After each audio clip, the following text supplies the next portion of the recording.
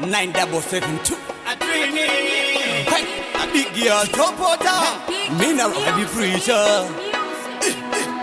Imba mukadzi kwete pasina murume. Ndepindide ndikude kuti tese tirume. Ukandisiya ndiri ndega baby handibvume. Ukona wandiramba ungaite ndigume.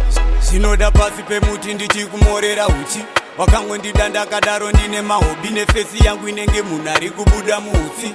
Asi wakangondidoka tusvikira musi. Wandichazonzi ndafa tichidanana. Ini newogara tiri mukomana nemusikana. Rudo rwedu bebi wangu newe tingopanana. Kurambana newe nekufa zvakangofanana. Ndidewo usandidadira ndapota. Bebi rudo rwako kwandiri ndirwo rwakakosha. Wakandinyunyonge soka. Usafa wanditsveta ndiri ndega ndapota. Usandidadira ndapota. Bebi rudo rwako kwandiri ndirwo rwakakosha. Wakaninyunyonge soka. Usafa wandisiya ndiri ndega urikake mvuru murima. Usafe wambodzima. Wakajekero penyu wangu ngepila. Usafa wandisiya ndoramba ndakashinga kuti tidanane dzamara takita tiri njanji nechitima kunge mbare nakina. Rudo rwaunondipa bebi rwakadzika. Handife ndakusiya wandimhanyisa mushina. Ndichangokuda dzamara takita. Rudo rwako runodzigamisa ngopi kutaka unge bhombi. Ndichakufaya every day sekombi. Wandiita chizombi tumfombi atiite kwai. Ndidewo usandidadira ndapota. Bebi rudo rwako kwandiri ndirwo rwakakosha. Wakaninyunyonge soka.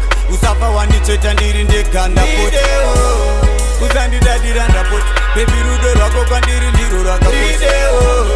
Wakaninyunyonge soka. Usafa wandisiya ndiri ndega ndapota. Ndinoda pasi pemuti ndichikumorera uchi. Wakangondida ndakadaro ndine mahobi nefesi yangu inenge munhu ari kubuda muutsi. Asi wakangondidoka tusvikira musi. Wandichazonzi ndafa tichidanana. Ini newogara tiri mukomana nemusikana. Rudo rwedu bebi wangu newe tingopanana. Kurambana newe nekufa zvakangofanana. Ndidewo usandidadira ndapota. Bebi rudo rwako kwandiri ndirwo rwakakosha. Wakaninyunyonge soka. Usafa wanditsveta ndiri ndega ndapota. Usandidadira ndapota.